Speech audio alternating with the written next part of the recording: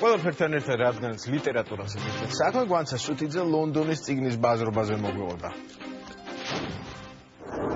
ლონდონში გაიმართა ყოველწლიური წიგნის ბაზრობა, რაც ძალიან მნიშვნელოვანი მოვლენაა გამომცემლებისთვის, აგენტებისთვის და მყიდველებისთვის. სწორედ ამიტომ ინგლისში 120 ქვეყნიდან ჩამოდიან, რათა გაეცნონ სიახლეებს, აღმოაჩინონ თანამედროვე თუ კლასიკური ლიტერატურის უახლესი გამოცემები და დაამყარონ ახალი კონტაქტები. საქართველოს წელს უკვე მეოთხედ მონაწილეობს, სტენდს ქართული წიგნის ეროვნული ცენტრი წარმოადგენს. როგორც იცით, საქართველოს 2018 წელს ფრანკფურტში იქნება საპატიო სტუმარი. ლონდონის ბაზრობა კი კიდევ ერთი წინგადადგმული ნაბიჯია ამ მნიშვნელოვანი მოვლენისთვის. უკვე უამრავი ქართული წიგნი ითარგმნა და ქართული ლიტერატურა ბევრმა გაიცნო. ვფიქრობ ძალიან მნიშვნელოვანია, რომ საქართველოს 2018 წელს ფრანკფურტის წიგნის ფესტივალზე სპეციალური სტუმრის სტატუსით წარდგება. უმნიშვნელოვანესია სააგენტოებმა, გამომცემლობებმა, ბევრმა ხალხმა იფიქროს, როგორ მიიღონ ამისგან მაქსიმალური შედეგი. თვალში საცემი და ყურადღების მიმქცევი წარდგენა უნდა იყოს. არაერთი შეხვედრა გამომცემელთან, არაერთი საინტერესო პანელ დისკუსია, ქართული მწერლების მონაწილეობა არაერთ ფორმატში, ეს ყველაფერი ერთად ქმნის ამ წარმატების საფუძველს.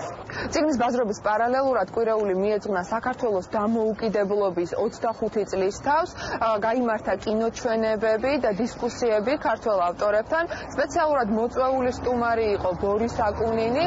ქართველმა მწერლებმა მიმოიხილეს საქართველოს ისტორია და დამოუკიდებლობაზე ისაუბრეს. აქ საქართველოს დამოუკიდებლობის ასეთი მხარდაჭერა ძალიან მნიშვნელოვანია. ყველას ესე რაც მეტი ინგლისელი გვეყოლება ამის მხარდაჭერი, უფრო ნაკლები პრობლემა გვექნება რუსეთის იმპერიისგან დარწმუნებული ვარ. არ დამეზარ ვარჯიშს ინგლისელს აუხსნა, რატომ მინდა ვიყო დამოუკიდებელი და თავისუფალი. ესეთი სულ არ მიფიქრია რომ 25 წელს აქ გავიგე რა დავფლედი კი ვნახავდი, მაგრამ ანუ ეს არ ჩამithრე რაღაც თარიღია ისეთი რომელიც ჩვენ დამოუკიდებლობა სულ არის ხან არის მანაც სულ არის კაცო ხა როდის ვიყავით მაშინ კი არ ერქვა ეს სიტყვა, მაგრამ მეფეები მაშინ ყავდა ზოგიერთს რომ ბელადები ყავდათ ესე თავმდაბლად რომ ვიხუმროთ ხო და ახლა კარგია რა. აკა მორჩილაძემ ჩვენთან კიდევ რამდენიმე საკითხზე ისაუბრა. ამ ინტერვიუს მომავალ კვირას პოსტსკრიპტუმში იხილავთ.